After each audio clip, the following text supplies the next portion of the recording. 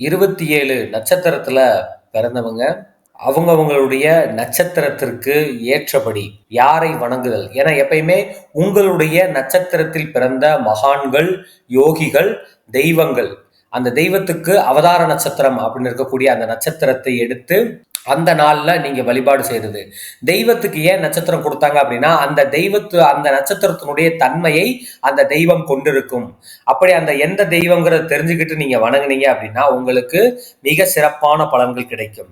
ஜோதிட சாஸ்திரத்துல 27 நட்சத்திரங்கள் ரொம்ப ரொம்ப முக்கியம். அது அஸ்வினி, பரணி, கிருத்திகை, ரோஹிணி, மிருகசீரிஷம், திருவாதிரை, புனர்பூசம், பூசம், ஆயில்யம், மகம், பூரம், உத்திரம், ஹஸ்தம், சித்திரை, சுவாதி, விசாகம், அனுசம், கேட்டை, மூலம், போராடம், உத்திராடம், திருவோணம், அவிட்டம், சதயம், பூரட்டாதி, உத்திரட்டாதி, ரேவதி. இந்த 27 நட்சத்திரத்திற்கும் ஒரு அந்த தெய்வத்தினுடைய தன்மைகள்னு இருக்குது. அப்படி பார்க்க போனா அஸ்வினி நட்சத்திரத்துல பிறந்தவங்க கலைமகளை, அதாவது சரஸ்வதி தேவியை வணங்குவது ரொம்ப ரொம்ப சிறப்பு.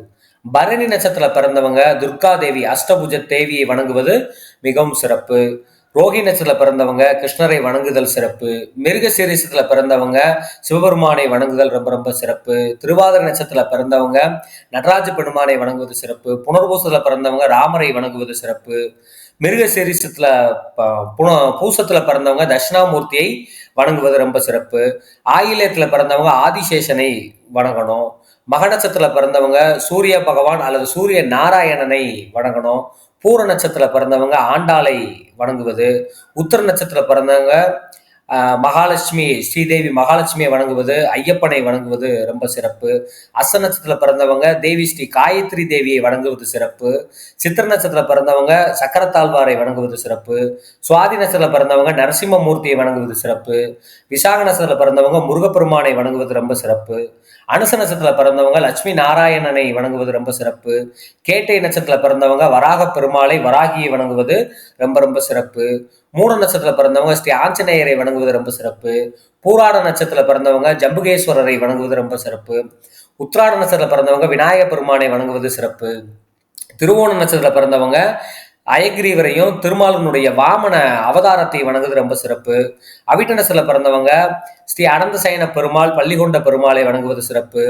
சதய நட்சத்திரத்துல பிறந்தவங்க ஸ்ரீ மிருத்யுஞ்சேஸ்வரை வணங்குவது ரொம்ப சிறப்பு.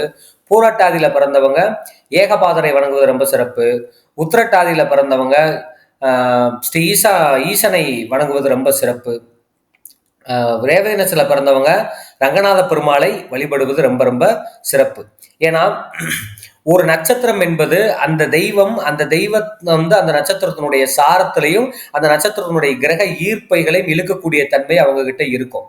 அப்போ ஒருத்தர் ஒரு தெய்வத்தை வழிபாடு செய்யல, அல்லது ஒருத்தருக்கு இதை ரொம்ப சூசகமாக பண்ணலாங்க. ஒருத்தருக்கு ரேவதி ரோஹிணி நட்சத்திரத்தினுடைய தசாபுத்தி நடக்குது, ரோஹிணி நட்சத்திரம் ஒரு கிரகம் இருந்து தசாபுத்தி நடத்துது அப்படின்னா, அந்த தசாபுத்தி நடந்தாலோ அல்லது அந்த மாந்திரியத்துல எப்படி பயன்படுத்துவாங்கன்னு நான் சொல்றேன்.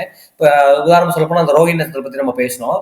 ரோஹிணி நட்சத்திரத்துல ஒருத்தருக்கு கெட்ட கிரகம் கோல் நிக்குது அப்படின்னா, அந்த ரோஹிணி நட்சத்திரத்தை நீங்க வழிபாடு செய்ய செய்ய செய்ய அவர்களுக்கு பிரச்சனைகளை அதிகப்படுத்தி விடும். அந்த அந்த கிரகம் அவர்களுக்கு மைனஸான கிரகமா அப்படிங்கறத ஜாதகத்தில் தெரிந்து கொண்டு அந்த கிரகத்திற்கான வேலை செஞ்சீங்க அப்படின்னா அது ரொம்ப பவர்ஃபுல்லா வேலை செய்யும்.